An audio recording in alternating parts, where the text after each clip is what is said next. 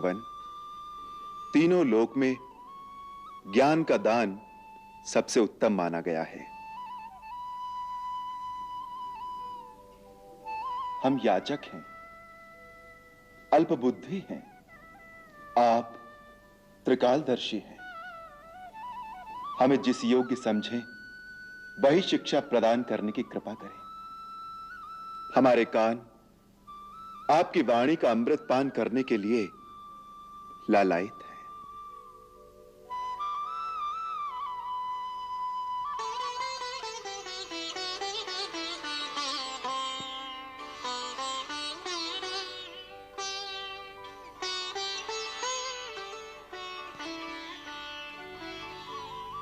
हे राम, सत्य का अनुभव स्वयं करो, दूसरे के अनुभव पर विश्वास न करो।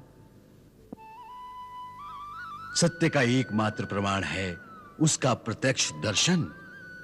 जो गुरु यह कहे मैंने देखा है और तुम नहीं देख सकते, उसे गुरु न मानो, और जो यह कहे कि तुम भी प्रयत्न करो मैं तुम्हें दिखा सकता हूं, वही सच्चा गुरु है, उसी पर विश्वास करो। अज्ञानी उस मूर्ख की भांति है जो सोने से भरे हुए संदूक पर बैठकर भीख मांग रहा है। जब कोई गुरु मिलता है तो वह उसी का संदूक खोलकर उसे दिखा देता है, वही ज्ञान है। आत्मा आकाश में उड़ता हुआ एक पंछी है। जैसे आकाश की ऊंचाई से धरती के ऊंचे ऊंचे पहाड़ भी बहुत छोटे दिखाई देते हैं, उसी प्रकार आत्मा की ऊंचाई से जीवन को देखा जाए तो जिन बातों को प्राणी बहुत बड़ा समझता है वो बहुत गौड़ हो जाती है। आत्मा जितनी ऊंचाई पर होगी उतनी ही दूर तक पीछे और आगे की धरती दिखाई देगी। ऊंचाई से आप देख सकते हैं कि इस कठिन पहाड़ के उस पार एक सुंदर झील भी है। इसी को त्रिकाल दर्शन कहते हैं।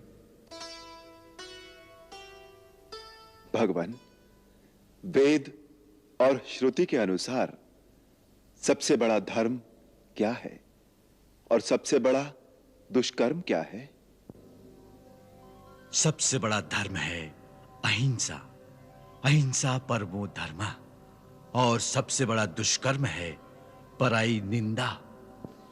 गुरुवर, सबसे बड़ा दुख किसमें है और सबसे बड़ा सुख किसमें मिलता है? दरिद्रता ही सबसे बड़ा दुख है।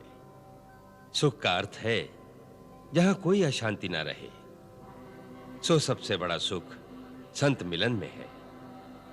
जैसे गंगा जल से शरीर अंदर और बाहर से पवित्र होता है, उसी प्रकार संतों का मिलन मन और आत्मा को सुख पहुंचाता है और शांति देता है।